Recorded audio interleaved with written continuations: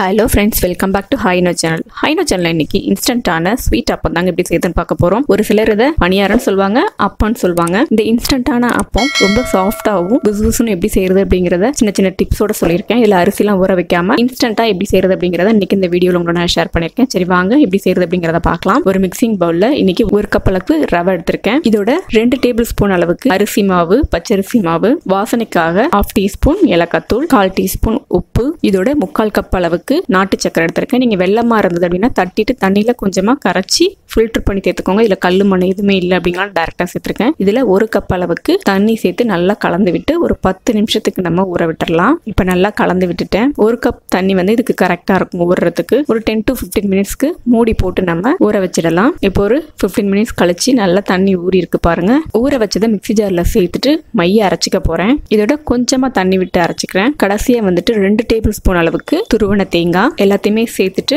மைய அரைச்சி எடுத்துக்க போறேன். இப்ப பாருங்க நல்லா மஞ்சிருக்கு, இந்த அளவு இருக்கணும். இப்ப அரைச்சதை நம்ம வேற ஒரு மிக்சிங் பவுலுக்கு மாத்திடலாம். மிக்ஸி ஜார்ல கொஞ்சமா தண்ணி விட்டு அதையும் கழுவி இந்த மாவோட சேர்த்துக்கிறேன். மாவு வந்து பாத்தீங்க அப்படின்னா தோசை மாவு பதத்துக்கு இருக்கணும். ரொம்ப கெட்டியா இருந்தது அப்படின்னா அப்போ உங்களுக்கு ஹார்டா இருக்கிற மாதிரி இருக்கும், சாஃப்டா இருக்காது. அதே சமயம் தண்ணியாவும் இருக்கக்கூடாது. இந்த பதத்துக்கு இருந்தா கரெக்டா இருக்கும். மாவு ரெடி ஆயிடுச்சு. இப்ப எண்ணெயை சூடு பண்ணிக்கலாம். எண்ணெய் வந்துட்டு சூடானதுக்கு அப்புறமா அடுப்பை வந்து சிம்ல வச்சிடணும். சிம்ல வச்சுட்டு ஒரு டிராப்ஸ் எடுத்து போட்டீங்க அப்படின்னா உங்களுக்கு டக்குன்னு மேல எழும்பி வரணும். அதுதான் வந்து கரெக்டான ஒரு பதமா இருக்கும். எண்ணெய் சூடாகாம நீங்க ஊத்துனீங்க அப்படின்னா அந்த அப்பம் வந்துட்டு எண்ணெய் குடிச்சிட்டு சாப்பிடும்போது சொத டேஸ்ட் நல்லா இருக்காது. இப்ப வந்து எண்ணெய் பாத்தீங்கன்னா கரெக்டான பதத்துல இருக்கு. இதுல ஒரு குழிக்கரண்டி எடுத்துட்டு 3/4 அளவுக்கு மாவு எடுத்து இந்த மாதிரி சென்டரா ஊத்துனீங்க அப்படின்னா எண்ணெய் உங்களுக்கு கரெக்டான பதத்துல இருந்தது அப்படின்னா உங்களுக்கு டக்குன்னு கீழே இருந்து மேல எலும்பி வந்துடும். இப்ப பார்க்கும் போதே உங்களுக்கு தெரியும். ஊத்தி ஒரு 5 செகண்ட்ஸ்ல மேல எலும்பி வந்துட்டு நல்லா உங்களுக்கு பூரி மாதிரி உப்பி வரும். இப்ப பாருங்க ஊத்தினதுக்கு அப்புறமா மேல எலும்பி வந்து நல்ல பூரி சைஸ்க்கு உப்பி வருது பாருங்க. நான் இதுல வந்துட்டு பேக்கிங் சோடா அந்த மாதிரி எதுவுமே சேர்க்கல. உப்பி வந்ததுக்கு அப்புறமா நம்ம அப்படியே ஒரு நிமிஷத்துக்கு விட்டுட்டோம் அப்படின்னா ஒரு சைடு நல்லா வேகட்டும். உடனே திருப்பி போடாதீங்க. இப்போ